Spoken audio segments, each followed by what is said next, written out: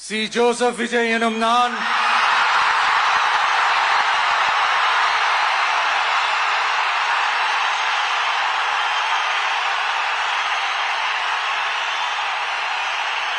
சட்டப்படி அமைக்கப்பெற்ற இந்திய அரசியல் அமைப்பின்பால் உண்மையான நம்பிக்கையும் மாறா பற்றும் கொண்டிருப்பேன் என்றும்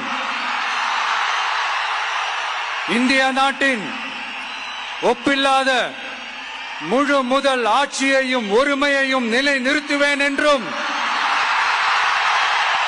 தமிழ்நாட்டு அரசின் முதலமைச்சராக உண்மையாகவும் உளச்சான்றின்படியும் என் கடமைகளை நிறைவேற்றுவேன் என்றும்